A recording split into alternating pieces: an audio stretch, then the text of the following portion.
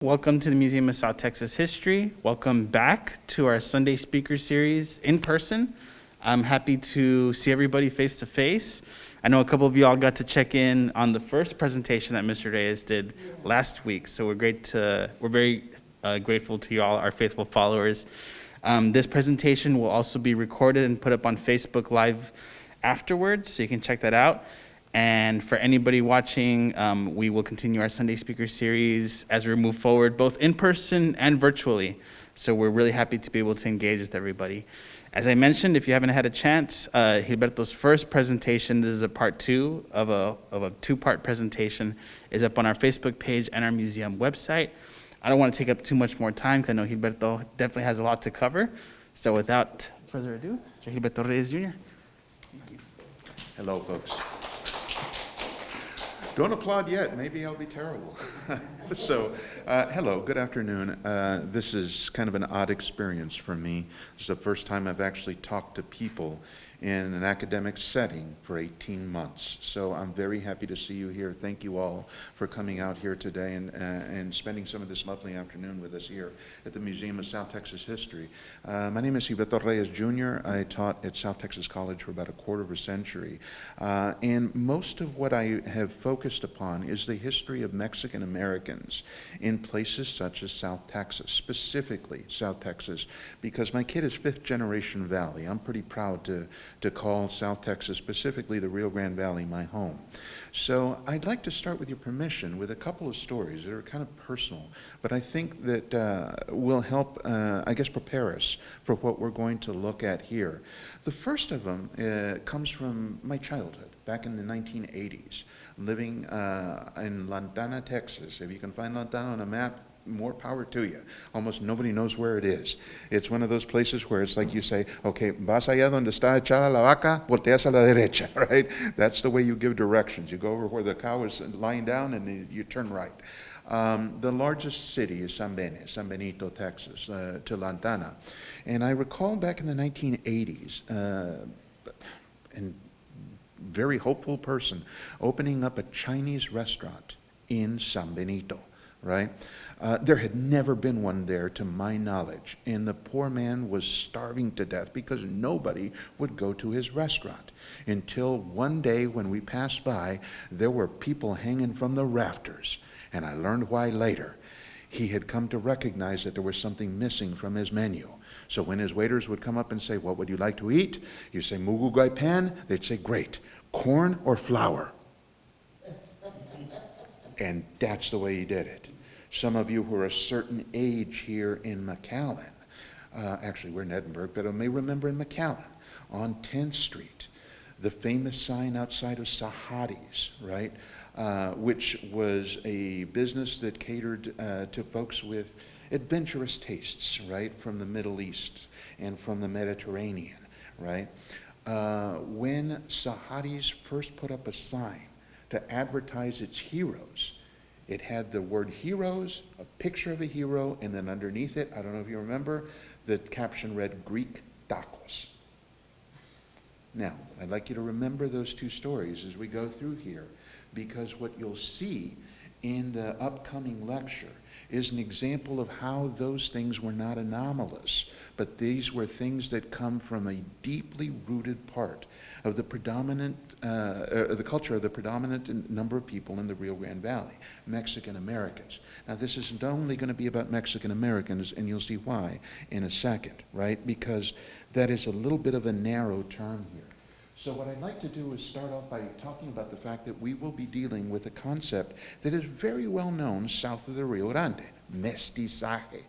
But the reality is, what I have seen and what I have read about this topic indicates that we ourselves need to start to decolonize ourselves from the definition of this term that the Spaniards bequeathed to us, and instead start to look at it the way it actually played out in history.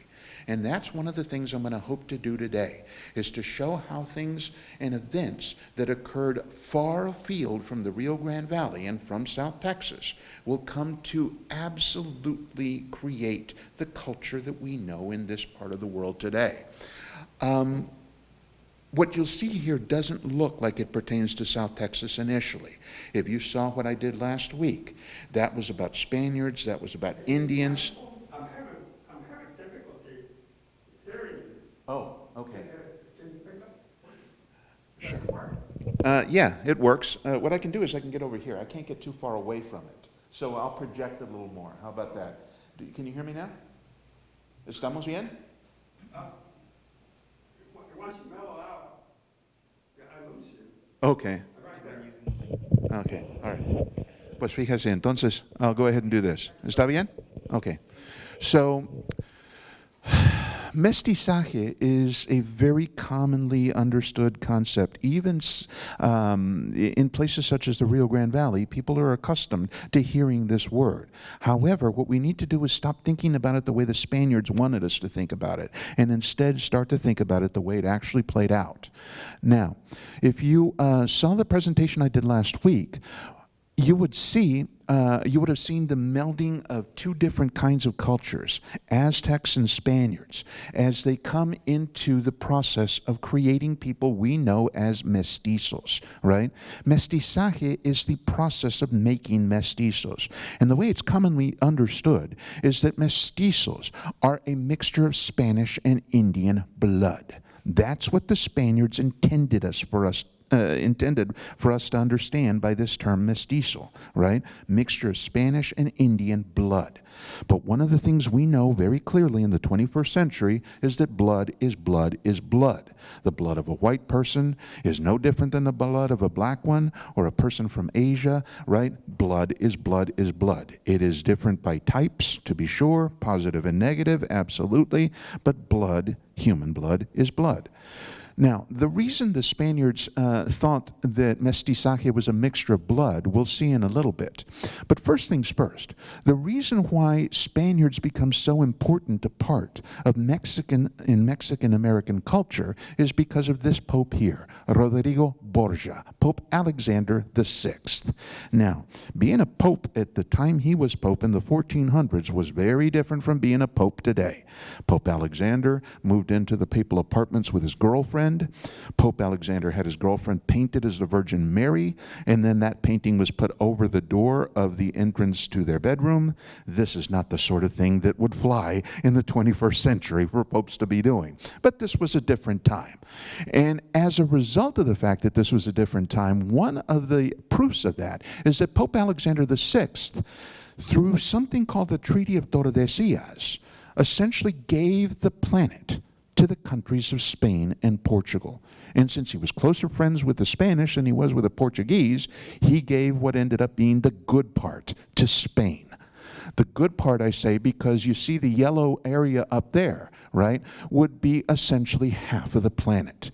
Most of the maps that we see of the globe are optical illusions, right? It looks like the middle of the planet goes through Africa, but it doesn't. It goes through the Atlantic Ocean. And you have essentially 4 continents on one side, the other 2 on the other side. Spain got essentially half the planet from the Treaty of Tordesillas, right? Now, because of the fact that it got half of the planet, Spain would essentially start on the process of finding out what's out there, right? They would convince themselves that there were all sorts of wonderful things to be had in the New World. And there were. But most of what they found were people. Lots of people, millions of people who had been there for time immemorial. And when the Spaniards decided to come to the New World to stay, they had to figure out what to do with the people. Of course, being conquistadores, the Spaniards very clearly made a decision. We need to enslave these folks. We need to get them to do the work because we are not farm workers. We are conquistadores. And as a result of that, we do not get dirt under our fingernails. That's what the Indians are for.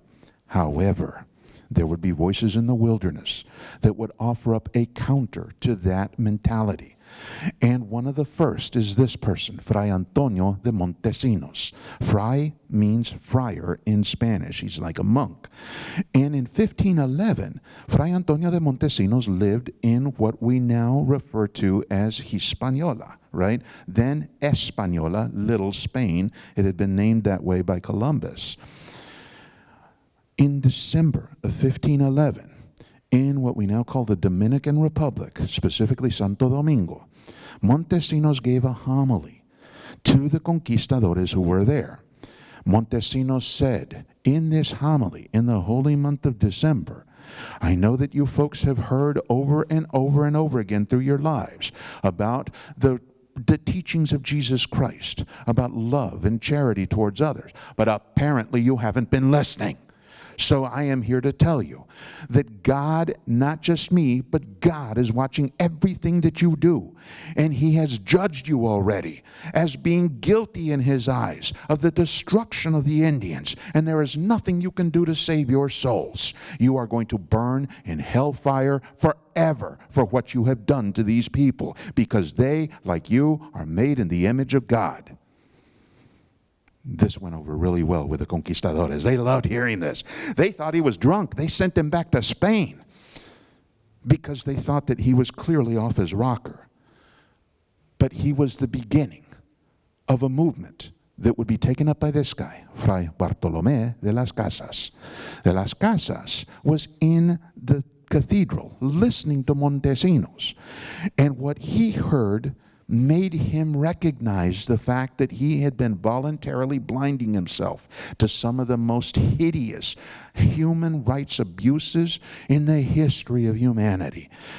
He came out of the church after listening to Montesinos, and he said it was as if the sun was shining for the first time, and I could see clearly what we were doing to the Indians. And he therefore decided to devote the rest of his life to doing what he could to stop the Spanish mistreatment of the Indians. Here you see a phrase from Latin, Deus vult, God wills it. This is from the Crusades, but it goes very well with what happened when the Spaniards came to the New World. These are a series of etchings that were made by a Protestant by the name of Theodore de Vries. Being a Protestant means he was no big fan of the Spaniards. And so you got to take that into account when you look at these images, right? There's a little bit of politics here. What you see in these etchings is essentially the birth of what will become known as the Black Legend of American history, what the Spaniards did to the Indians. Now, Black Legend, this is a Protestant invention. Is it true? There's a little bit of politics to it, hyperbole, if you will. But the reality is, there's a lot of truth in this. Maybe not as much as you see here, but still pretty close. What you see are Spaniards hanging, burning Indians. These people are being asphyxiated. They're not even having their necks broken. They are being tortured, while at the same time being burned to death, right? On the left-hand side of the left image, you see a baby's head being bashed, right?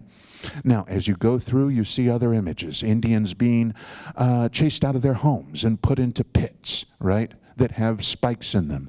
Here, de Vries was very interested in showing the Indians as savages as well. He never came to the New World. He didn't know what they had done. And so what you see here are Indians as cannibals, while at the same time being worked.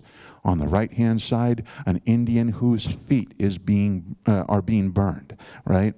Burning a person's feet is an exquisite form of torture. It is painful beyond belief. What you see here again, children being murdered in front of their parents who are being murdered. On the right-hand side, one of the more interesting images, which actually is pretty close to reality. An Indian on a pyre being burned to death, while at the same time converted to the one true faith of Christianity. At least this is how the Spaniards saw it. Yes, you don't deserve to live, they would think, but at least we can send you to heaven. If you convert during this very important time in your life when you are being burned at the stake. Now, Indians obviously don't like that. But there is also a very long history of Indian resistance to this mentality of being worked to death, of being forcibly converted to what is supposed to be the true faith. Here you see Hatue from the island of Cuba. In the early 1500s, he was captured and sentenced to death by Spaniards for fighting back against them. And so on the day of his death, Hatue met with a priest. The priest said, "Do you wish to convert to Christianity before you die?" He said, "If I convert, will you kill me?" They said, "Of course, you got to go." But the reality is, if we allow you to become a Christian, when you die, in about 10 minutes, you'll go to heaven. He said, heaven? What's that? He said, heaven is where everybody spends the rest of eternity. Hatue says, are there Christians in heaven? He said, of course. Heaven is full of Christians. Hatue says, kill me now. There's no way I will spend the rest of eternity with you people. There was a lot of mistreatment that the Spaniards inflicted upon the Indians.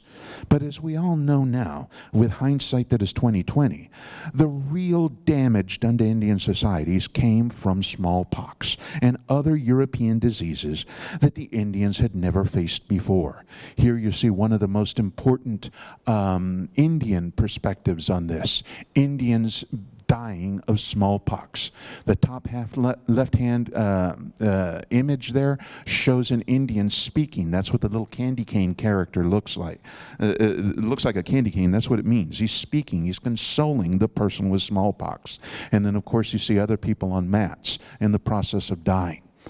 And this is the sort of thing, added to Spanish mistreatment of the Indians, that got De las Casas to thinking that he needed to do something to help them. He spent most of his lifetime devoted to this, which is why he's referred to, as you saw in a previous slide, as the defender of the Indians, el defensor de los indios, right? De las Casas would devote his lifetime speaking not just to people around him. He would travel back and forth between the New World, specifically Mexico, where he was a bishop, and the Old World, Spain, where he would talk not just to friends of his, he would talk to the leaders of government to try to get them to do something to help the Indians. At one point, he worked pretty hard on Isabella and Fernando. You may have heard of them, Ferdinand and Isabella, the ones who sent Columbus across the ocean. He worked really hard on them to try to get them to do something to help the Indians in the New World, and eventually they did something. The laws of Burgos of 1512, Leyes de Burgos de 1512. The laws of Burgos were then sent over to the New World so that they could be enforced by the conquistadores who were there. De las Casas read the laws of Burgos. He knew that he had been essentially lobbying Isabella and Fernando for a long time to do something to help the Indians. And when he finished reading the laws of Burgos, he said in a famous quote that has been repeated for centuries later, "When I read this, I didn't know whether to laugh or to cry." The laws of Burgos included the infamous requerimiento de 1512, the requirement of 1512. The requirement was the thing that struck De las Casas as tragic. He couldn't believe that educated people really thought that this was a good idea. The requerimiento forced Spaniards in the New World to stop before they intended to kill any Indians and read them a document. The document went something like this: "Hey, you Indians, congratulations, you have been liberated from your stupidity by us, the Spaniards, the descendants of the Almighty God and Jesus Christ, His representatives on this planet. You are going to die in about 30 minutes. But you can save yourselves and save your souls if you promise to convert to the one true faith of Christianity." Remember, at this time period in history, in the late 1400s, there is no Protestant and Catholic. If you're a Christian, you're a Catholic by definition. The Reformation had not happened yet. So they say, you people have about 30 minutes to decide. Let us know what you want to do. If you want to convert, we will not touch a hair on your chinny chin chins. And if you do not want to convert, then you are going to die in 28 minutes. Let us know. If you're an Indian, what do? The answer is obvious. Nothing. Because you don't speak Spanish. This is why De las Casas thought, I didn't know whether to laugh or to cry. How can you do this to people? Of course, the requerimiento led to widespread mistreatment and death of the Indians. But it didn't stop there. De las Casas continued working on subsequent Spanish leaders. Eventually, Carlos el Primero. He got Carlos in 1542 to pass a series of laws called the New Laws of 1542. The reality is neither one of those things worked to help the Indians, because the people who were killing the Indians, the conquistadores, were the ones who were given the power to enforce these laws. That's like having somebody break into your home and say, "Can you go catch the criminals?" Eventually, something would happen that would change the course of history for the Indians of the New World. And it would be essentially the Spanish version of American Idol. The reason I say that is because on American Idol, you have contestants come up, people decide whether they're good or not, and then folks who are watching vote. This was essentially what the Spanish did. The Spanish are not a democratic people at this time period in history. They have kings, they have people who have absolute power of life and death over folks. This is not a democracy. However, by the time period of these two folks, something remarkable happened, beginning in Valladolid in the 1550s and then moving around the countryside. The smartest guy in Spain at that point was considered to be Juan Ginés de Sepúlveda, the guy on the right. De las Casas, our friend on the left. They had a debate, starting in the Spanish city of Valladolid and then moving to big cities all around the countryside. The debate was whether the Spaniards were discussing the question of whether the Spaniards were correct and what they were doing to the Indians. De las Casas, you know what he thought. But the guy on the left, the guy on the right, Juan Ginés, he thought that the Spaniards were absolutely correct in their treatment of the Indians because the Indians were made to be slaves. They were gente sin razón. And what that meant is that they did not possess the ability to reason. De las Casas said, no, no, no, no, no. He didn't say they were gente con razón, gente with reason, people with the ability to think. Because if he said that they were people with reason, then Ginés might say, oh yeah, well if they have the ability to think, it's because they learned it from us. He said, no, they are gente de razón, people of reason, like us, made in the image of the eternal God. People in Spain heard this argument and then voted, and almost unanimously came up with a conclusion. De las Casas was wrong. The Indians were not real people. They all deserved to die. This is Carlos el Primero. The painting on the right, one of the most famous by a painter he funded named Titian. This is the guy who De las Casas was working on, who passed the New Laws of 1542 that did nothing to help the Indians. But then his son, this guy, took over. In the mid-1550s, he was the guy who got the debate running.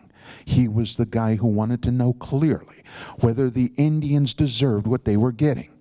Felipe El Segundo was the only person of consequence in Spain who said, you know what? I think De las Casas is right. Ginés is wrong, and we need to change tracks immediately.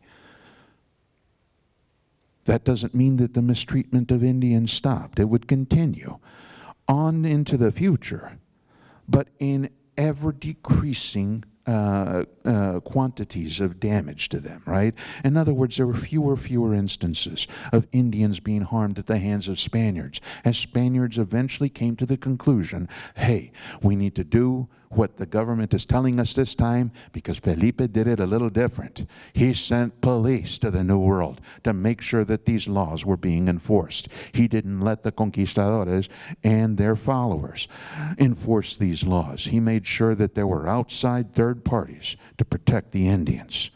And this is what made a lot of Spaniards really upset with De las Casas. Even today, there's a polemical vision of him in Spain. People recognize that he was an important person in the 1500s, but they don't particularly like what he did in terms of the Indians, because what he was saying is that the Spaniards were wrong. And Spaniards, being macho people at the 15, 16, 1700s, they don't like hearing that they're wrong, that they make mistakes. People would go to De las Casas later in his life and say, hey, You're the one who doesn't allow us to enslave the Indians anymore. Who's going to do all the work in the New World? He says, well, the Indians, like you, are made in the image of God. But then there's the Africans. Sick 'em, boys. This was something that De las Casas would later in his life regret saying. But the reality is, he was the person who begins the Spanish mentality that it was okay to enslave the Africans in massive numbers and to bring them across the ocean. The transatlantic slave trade is very much the creation of people who gave us in the Rio Grande Valley our first and last names. This is our legacy to world history, and it's not something that you don't often hear about. In Hispanic Heritage Month, which we're coming up on, right? People don't talk about this part. They talk about the nice things that we have done. But this is one of the things that people who gave us our first and last names also did. The person on the right is a guy who has a Spanish first name, Gaspar. Although he was not Spanish, he was African, as you can tell by the hue of the statue. His real name is Yanga, and he was a prince from Western Africa who was picked up by the Spanish and then brought to Cuba. This was the Spanish MO at the time. You get Africans, you bring them across the ocean, send them to Cuba, which is an island from which they can not escape, and then essentially beat the freedom out of them. Once you see the light of freedom die in their eyes, then you can take them to the New World, knowing that they will be docile and they will simply accept their fate. Yanga and people like him had the light of freedom die out in their eyes, or so the Spaniards thought. When they arrived on the Mexican mainland at Veracruz, Yanga led a rebellion against the Spaniards. They killed everybody who had enslaved them, and then they ran off into the countryside, and for 30 years eluded the Spanish authorities. During this time, something remarkable happened in what was then known as Nueva España, New Spain, what we would now call Mexico and parts of the southwestern United States. During that time, the Spanish Catholic Church had an epiphany about Africans. Maybe they too were made in the image of God, like we were, like the Indians were. And so the Spanish Catholic Church, by the early 1600s, put so much pressure on the Spanish government to do something to protect Africans that eventually the Spanish government relented. After 30 years of chasing down Yanga, you saw one of the more famous examples in Mexican history of how they did that. The Spanish government issued a blanket pardon to Yanga and all his men. All they had to do was lay down their weapons, and the government would let them be. This took a great leap of faith for Yanga and his men to do, but they did what they were asked. They laid down their weapons. And you ready for this? Spain kept its word. After that, if you were an African living in Mexico, you could win freedom by doing one simple thing: falling in love with a free person and marrying that person and having a child. If you had a child with a free person, all you had to do was go to your local parish priest, pay the equivalent of the price of a couple of breakfast tacos, and he would fill out the forms that were required to win you your freedom. The reality is, if you're an African and enslaved, but your wife or husband is free and your children are free, then this is not the way to make a stable family. So the Catholic Church told the Spanish government, you need to give people the right to be free if their children and their spouses are that way as well. And that's what happened. When Mexico won its independence in 1821, there were only a handful of slaves left. And the reality was that 6 years later, when the Spanish government formally outlawed slavery, it was almost like an afterthought. Now, this is not to say that there's no racism in Mexico. Of course there is. Racism against people who are darker skinned by ones who are lighter skinned. But the reality is that in terms of the law, the Mexican government simply followed what Spain had been doing for centuries. In 1827, they outlawed slavery with the wave of a pen. I would like you to compare that to how the United States got rid of slavery. Now, there are fronteras all over the world. Anytime you see two countries or two groups of people to come together, you will find essentially a frontier. And when you take a look at frontiers in world history, you see people essentially learning how to become the other so that they can function more equitably towards each other, so that they can get a better standard of life for themselves and their children. This is a very common story, right? You see somebody who is Chinese. You see somebody who next to them who is Indian. There's a frontera between them in terms of the fact that people live in one country or the other. Of course, the Indian people are going to learn something about Chinese culture and vice versa. It just happens. It has happened for time immemorial. What you'll see in Mexico is a frontera, but one that had heretofore never been seen in world history. And it is largely because of the city you see behind me, Zacatecas. In the year 1546, something remarkable happened there. A group of Spaniards were wandering through a valley between two hills when all of a sudden they were pelted with rocks by Indians who were hiding in the trees above them. The Indians had been watching the Spaniards come towards them. And then suddenly the Spaniards stopped. They didn't know why. They just knew in 1546, wherever Spaniards went, Indians died. And so as a result of this, they started throwing the only weapons they had, the rocks, on their underneath their feet at the Spaniards to try to get them to go away. Spaniards pick up their weapons. They start to try to shoot back. The leaders say, no, no, no, no, no, no, no. Don't shoot them. We want to enslave them. The whole debate with Juan Gines and de las Casas had not happened yet. So the Spaniards pick up the rocks and they start throwing them back at the Indians. Hey, we want to be your friends. I can fix your nose if it's broken. The reality is, this would have been a comic scene if it wasn't so tragic for the Indians. Suddenly, a Spaniard picks up a rock. He's about to throw it. He says, wait, don't throw the rocks. They're not gold. There's very little gold, relatively speaking, in Mexico. But you know what there's a lot of, besides oil? Silver. As a matter of fact, here in 1546, the Spaniards had come upon a mountain of silver, Zacatecas. They would start mining it in 1546. And today, 477 years later, you know what the leading product is of Zacatecas? Silver. That's the mother lode. And once they knew what to look for, the Spaniards realized that the wealth of Mexico wasn't in the people as slaves. It was in mountains of silver. Once they knew what to look for, they started to find these mountains all over Mexico, in Durango, in Guanajuato, in San Luis Potosí, which was named after another bottomless mountain of silver, Potosí in Bolivia. And this is where something remarkable happens to Spain. Suddenly, it goes from being a country with a large empire to the richest country in human history. Up until that point, by the end of the 1500s, there was an old joke back in Europe because of what the Spanish did to the economy on that continent, that if you had a handful of dirt and a handful of silver, they were worth approximately the same. People didn't understand economics at this point.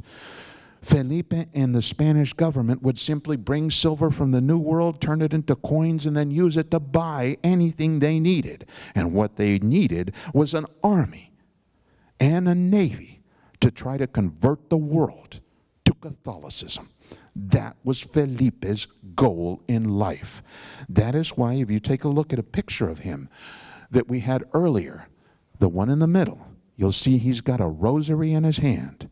And there's a little pendant around his neck, the Order of the Golden Fleece, which is given to people who go into the world and do good deeds in the name of God. And those are the only two things that you see in this famous portrait of Felipe later in life. This tells you everything you need to know about him. He was hardcore when it came to the idea that the world would be happier if it was Catholic.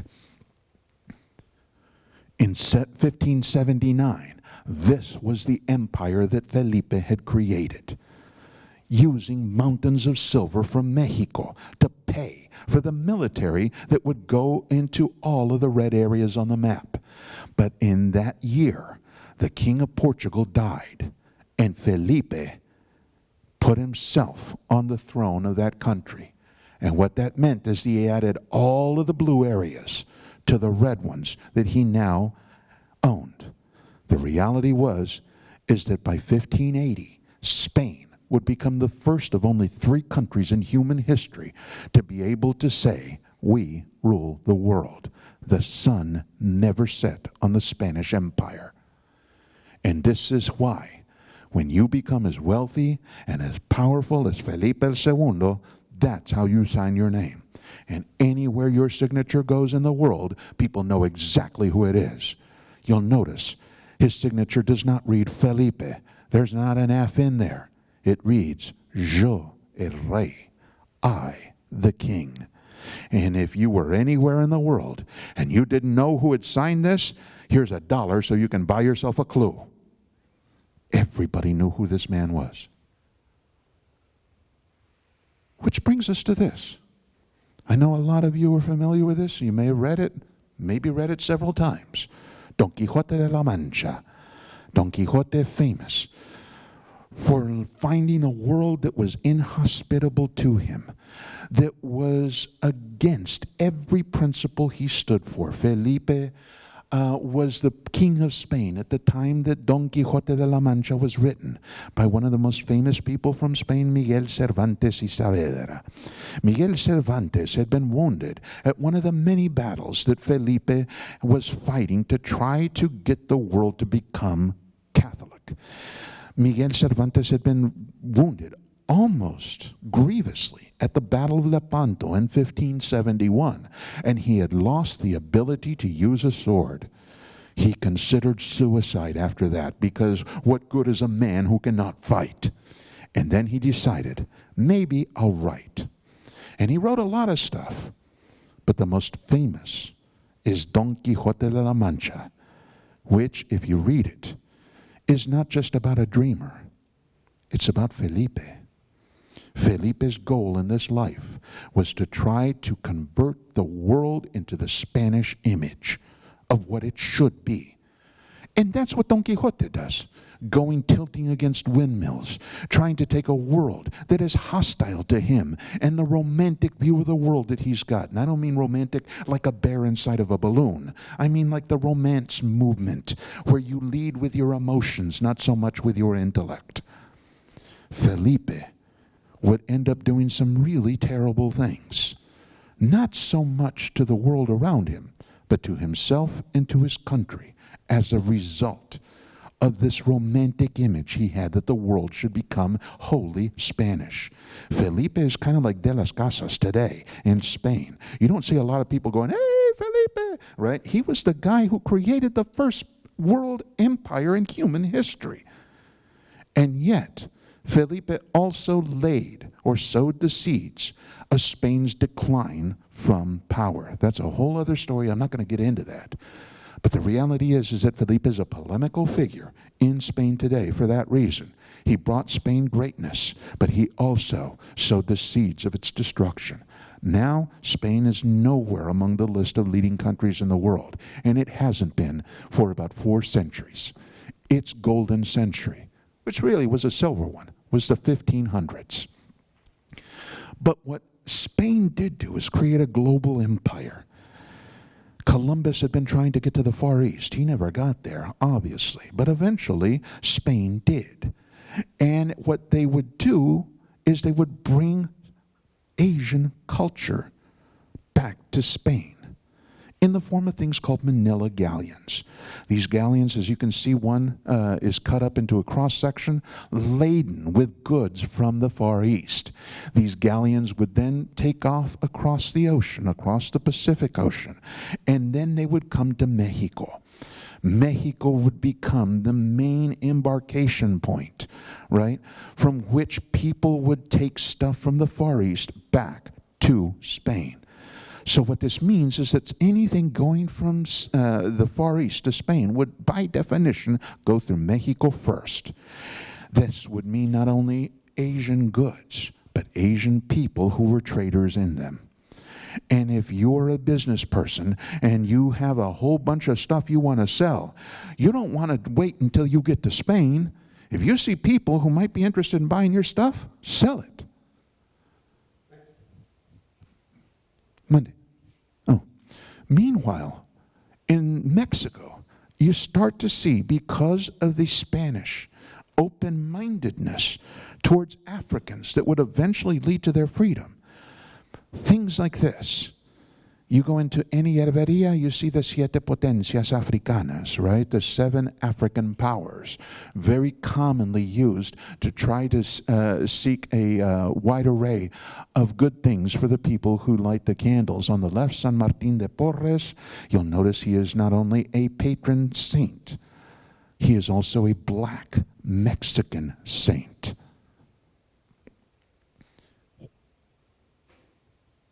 And the reality is, this would begin the process of mestizaje. Now, I want to teach you first, or I want to discuss first, what the Spaniards meant by it. And to understand the Spanish definition of mestizaje, we need to understand very clearly that the Spaniards were absolutely obsessed by an idea they called limpieza de sangre, the cleanliness of blood. They believed that blood carried culture. If you were French, it's because you had French blood. You're Spanish, Spanish blood. Indian, Indian blood, and so on. They were absolutely obsessed with the idea that mingling with anybody who did not have Spanish blood would be impurifying the blood of any children who would come from that relationship. And this was the sort of thing that absolutely obsessed them. This is the way we can destroy our culture, by diluting our blood. And this is why I think that we need to decolonize ourselves from what we mean by these terms mestizaje and mestizo. We are taught that it means a mixture of blood. But again, as I mentioned earlier, blood is blood is blood. What we're really talking about is a mixture of culture, because that's what the Spaniards meant by it. When they talked about limpieza de sangre, what they really meant was limpieza de cultura, the cleanliness of their culture. They wanted to make sure that their culture was inviolable. And as a result of that, they created mestizaje. Mestizaje, I took the liberty of describing here.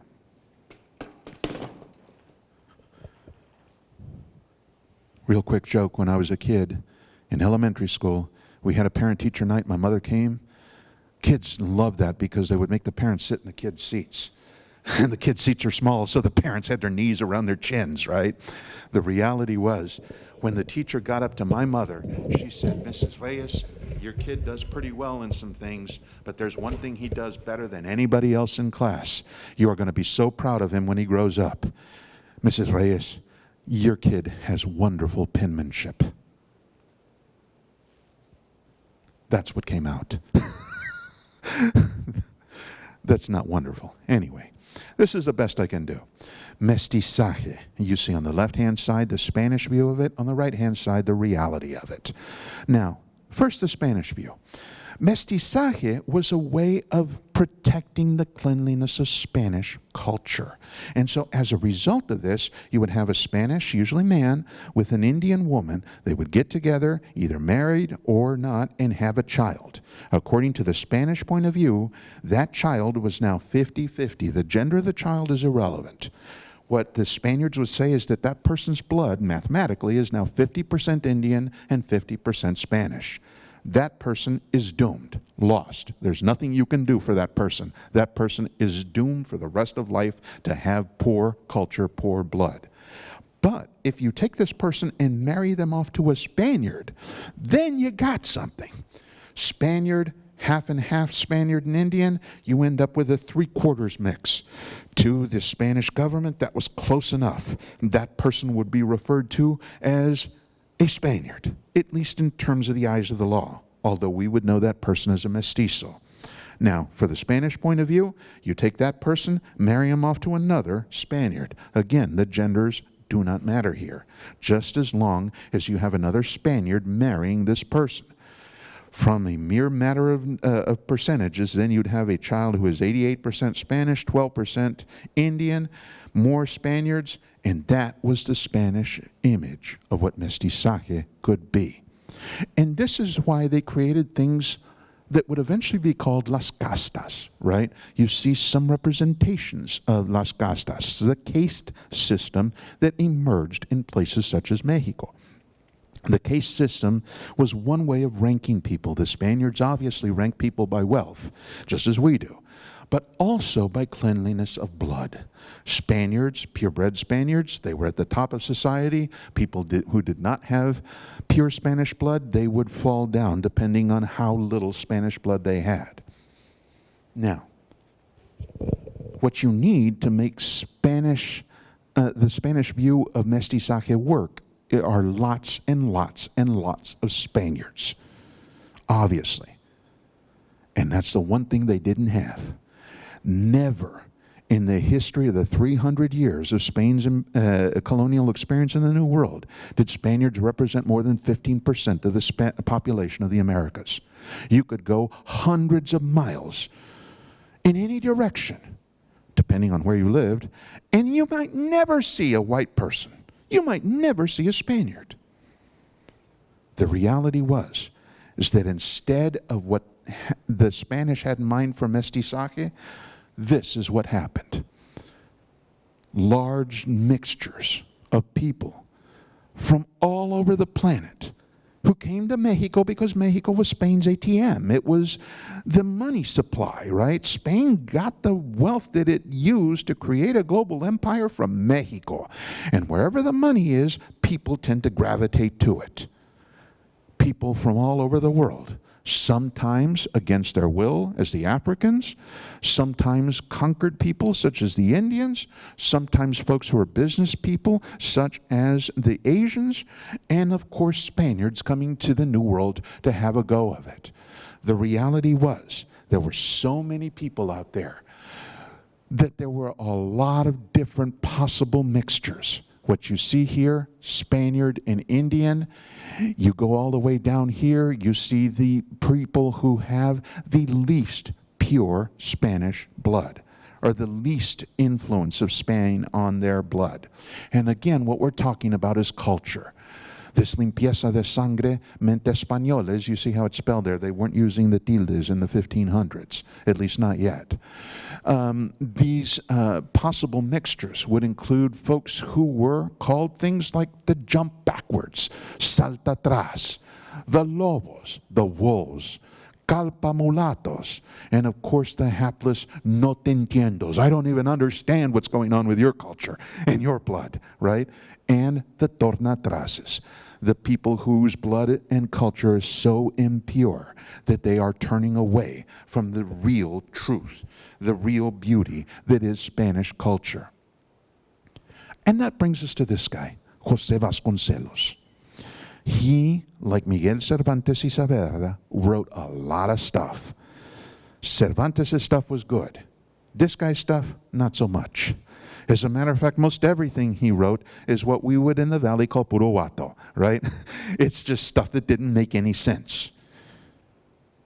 But arguably the most important thing he ever wrote was a pamphlet that he published after he became Minister of Education in Mexico, as a result of the rise to power of a group of people called the Partido Revolucionario Institucional, the PRI. Before the PRI that we know today, this was the PRI who took power in Mexico in the 1920s in the name of the mestizos. And they put Vas Gonzalez in charge of the educational system to try to fix a problem that Mexican schools had had for time immemorial. They had been teaching history and culture from a Spanish point of view, exalting the whiteness of Mexico and pushing down everybody else. This is one of the reasons why for a very long time you could see this in a lot of different places in Mexican society. Most commonly, the novelas, the soap operas, where the people of color were almost always the bad people or the maids, and the good ones, the rich ones, were the white ones. Now, Vas Gonzalez, in the early 1920s, writes something called La Raza Cosmica, the cosmic race. This is a pamphlet. It's not a book. It's only about 40 pages long. And about half of it is what we would call, I guess to use a scientific word, insane. All human beings come from the lost continent of Atlantis. ¿A poco? There are a lot of different colors of people in the world, and all of these different colors are equal, but the prettiest ones are the white ones. Good to know. Of course, there are a lot of religions in the world, and people who are part of different religions that are not Catholic, they deserve respect. They deserve to be treated well. These people have just as much right to good treatment as we do. All religions are equal, but you got to remember that Catholicism's the right one. Now, there's a lot of that in La Raza Cosmica, and what do you do with that? Person who's a reasonable person throws that away. And it's kind of hard to do it too. You got to read it carefully, because it's not as if one paragraph is crazy and one paragraph is sane. You can have within a paragraph, crazy sentence, sane, sane, crazy, crazy, crazy, right? Get rid of all the crazy stuff, and you get rid of about half of La Raza Cosmica. But once you get rid of the crazy stuff, you end up with things like this. That's why I call him the broken clock. Broken clocks are right twice a day. Vas Gonzalez writes that in the future, communication will make the world a smaller place. And as it makes the world a smaller place, we will learn about people in other parts of the planet, and we will begin to see something that we did not think possible. We will begin to see ourselves in others. We will start to recognize that people are people are people, regardless of where they live. We're all part of one big human family. He says, and as this human family starts to interconnect with each other, eventually you'll have people from different cultures marrying each other. And they will have children who are not just cultural mixtures. These children will be cultural works of art. This is what Mestizaje would become. You see on the right-hand side of the little chart there is the reality of Mestizaje. It starts off the same way the Spanish view did. Spanish man, Indian woman. But then, instead of having Spaniards breeding into this system, you have Indians. That's what the I means. You have Africans. That's what the AFR is. Asians. And what you end up with is a rich cultural pastiche. Mexicans and Mexican Americans, Vas Gonzalez said, would never conquer the earth by force of arms, but we will provide it with a hint of its future, of its cultural future. And this is where things like this come in. I know everybody down in the Rio Grande Valley is accustomed to hearing TexMex in the stores. Oh yeah, I hear TexMex all over the place, but you got to remember, it's not a real language. Of course it is. It's a mestizo language. What you see here in this book is a terrible essay written by the author Ilan Stavins. It is like triple spaced, extra large type. As an instructor, I tell you, this is how you can tell essays are bad. When the students put a lot of space in them and they make the type really big because you'd asked them for 10 pages, right? This is how you know that you're going to be reading a bad essay. And that's the essay that is at the beginning of this book, Spanglish, The Making of a New American Language. I remember seeing this book and buying it at Barnes & Noble's in McAllen. And the reason I bought it wasn't because of the bad essay. I bought it because 200 pages or so is the first TexMex to English dictionary I had ever seen. And when you have people communicating with each other in such a way so that there are words that are commonly understood by the speakers of this language, when there are rules of conjugation, when you see people in large numbers over a wide swath of territory speaking in the same way, what you're looking at is a language. This is a polemical point of view. Not everybody will agree with me. That's fine. This is my point of view. Here you see things that represent the cultural richness of Mexico and Mexican America. Any Mexican American worth their salt knows what to do when they see the Buddha. You rub his tummy for good luck. The reality is, Buddha wasn't a god. He was a teacher. He came up with the Eightfold Path to enlightenment. Right thinking, right concentration, right profession. I can't remember the other 5. That's why I'm always upset. The reality is, Buddha was a teacher. And he doesn't look like this. The representations of Buddha, more often than not, in the Far East, have him looking like that. Because, he fasted a lot. You don't get like this by not eating. The reality is that once Buddha came to places such as Mexico, Mestizaje went to work on him. What you ended up with is somebody coming up and saying, hey, you know what, I got some statues here to sell. Mexicano comes up and says, how much are they? $1. You know what, I got $1. What does it mean? Oh, this is the Eightfold Path to Enlightenment. To understand Buddhism, you got to understand these 8 things that you do every single day. You do these things every single day, you will be happy for the rest of your life. What does a person hearing this for the first time get? I'm not so sure. He goes and he tells a friend, mira lo que me callé. What does it mean? I don't know. He explained it to me for about 20 minutes. I think it's something about rubbing his tummy and he gives you good luck. That's the way mestizaje works. What you see in the mestizo culture are shadows, images of the parent cultures. Here you see the same person represented in 3 very different ways. On the left, the Aztec goddess Tonantzin, the goddess of the Mother Earth, who represents hope for a better tomorrow.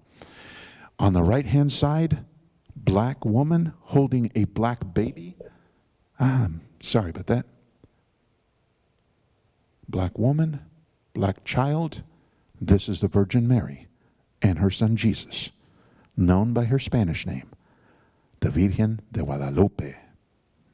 Guadalupe had been existing in Europe for a couple of centuries before she became this in the New World.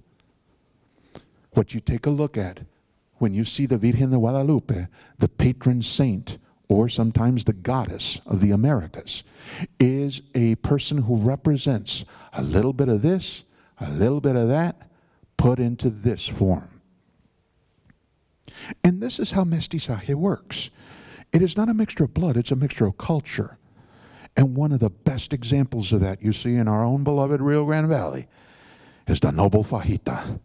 Oh my God, I love fajitas. I don't know if you can notice, but I haven't eaten yet.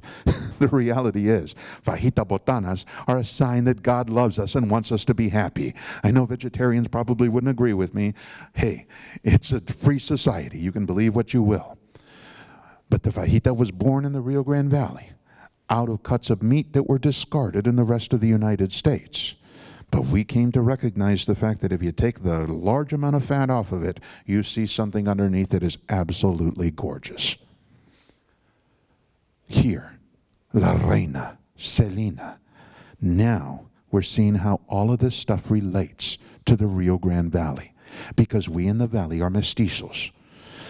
But we are mestizos unlike other mestizos in the rest of the Americas, because we have influences on our culture that those other mestizos did not have. For us, specifically, it was NAFTA and the advent of late-stage capitalism in our lives that came to make mestizos in the Rio Grande Valley different from other mestizos, because now we were plugged in to what is very clearly the future of the Earth's economic history. Late-stage capitalism, where you start to see wealth concentrated in the hands of a few, right? The person who was going to be our first well-known mestiza, the person who would be translating our culture back to the rest of the United States, was Selena. She is important for a lot of different ways, but she was going to be the first popular voice of mestizaje in the U.S. until her assassination. And what you ended up seeing Instead is mestizaje coming head to head with an older form of viewing cultural differences in this country. This is either the melting pot, sometimes it's referred to as the tossed salad. The reality is, in this country, what we used to teach people is that all these different cultures would come in and they would come out American. When they would all mix here in the United States, they would mix into one big happy family, and they would all come up with one single expression, the American culture. You see two different versions of that in these images here. But we learned over the course of the 20th century that what this meant was that you had to embrace the dominant culture of the United States of America through something called assimilation, which is the process of cultural destruction, not of blending, but of destroying a previous culture in the place and putting in the place of it a new one. Here's a very simple example of that. I ask students all the time, who are your founding fathers? Now, most of my students are Mexican Americans. And when I ask them, you know this phrase, founding fathers, who are they? I get a whole bunch of names. George Washington, Benjamin Franklin.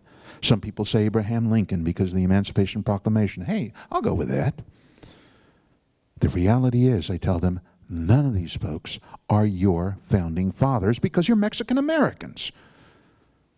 Mexican American founding fathers are people such as Cuauhtémoc.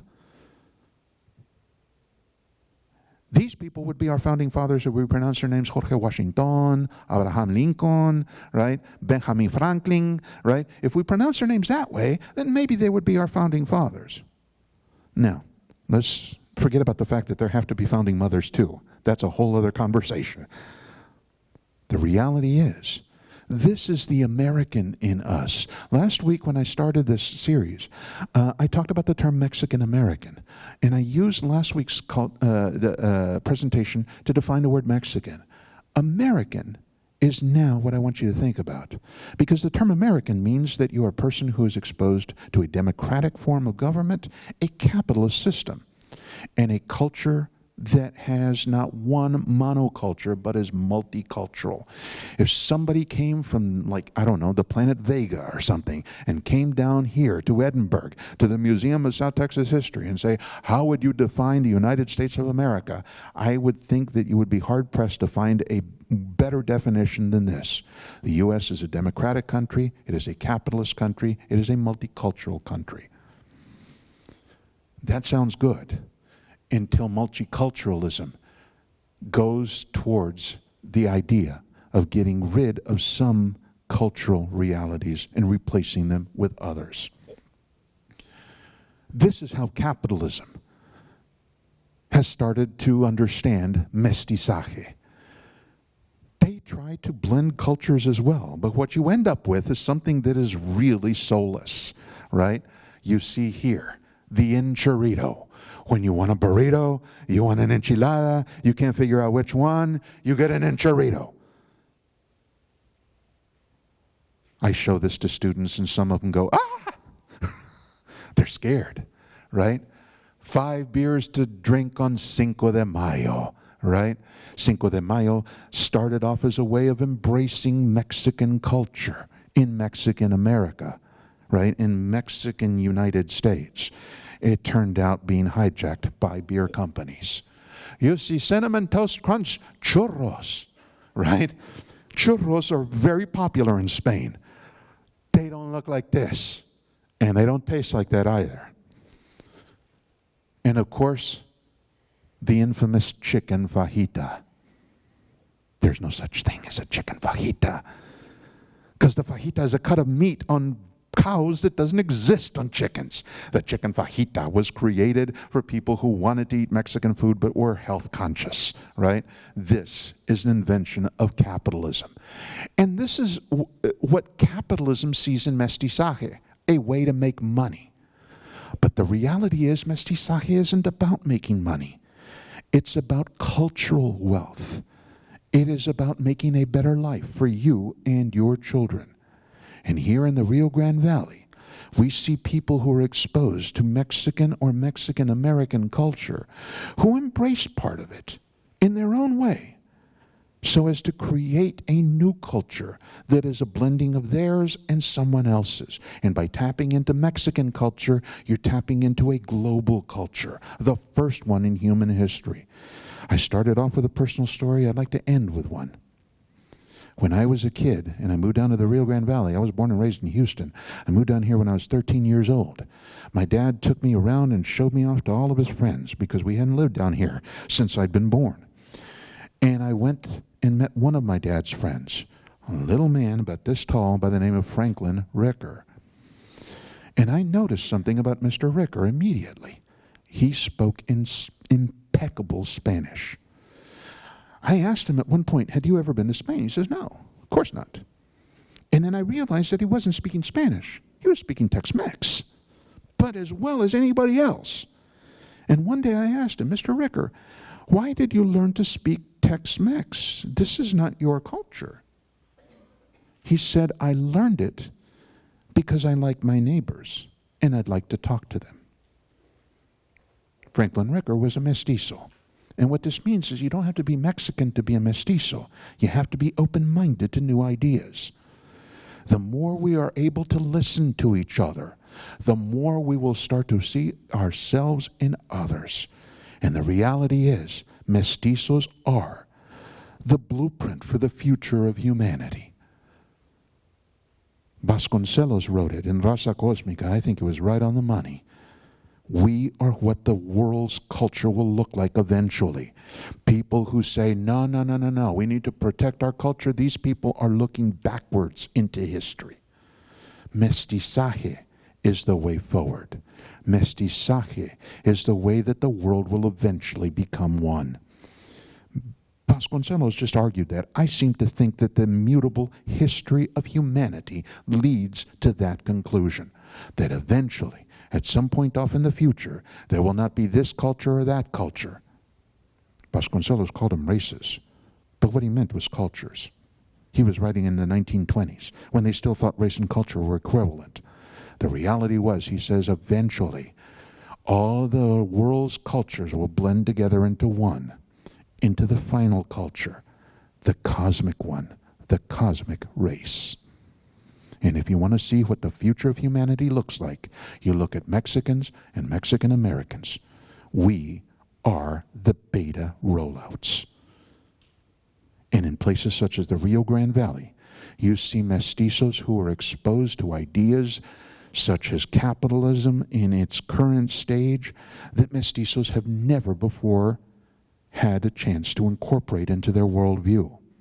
And what this means is that there are some dangers out there. In my last lecture, you saw the near birth of capitalism in the Aztec world, and an emperor by the name of Quixote, concerned about the profit that economic system created. And so he held this big religious ceremony. 20,000 people were sacrificed in the name of the god of the war, Huitzilopochtli, so that people would always remember what was important, religion. Of course, we're not going to do that in today's day and age. But what he was getting at is what people who are mestizos today are facing. Capitalism tends to take mestizaje and turn it into something it's not, a way to make money. Mestizaje is really a way to come up with a better world. This particular image here is one that comes from the best mestiza I ever met, my mom. She was an avid Star Trek fan. And it seems to me that this screenshot, or the still from the Star Trek movie First Contact, shows very clearly what mestizaje really is. A way to create a better world for ourselves and for our children. The reality is, this is what mestizos do. This is what mestizos in the Rio Grande Valley represent. And this is where I want to leave you. Thank you very much.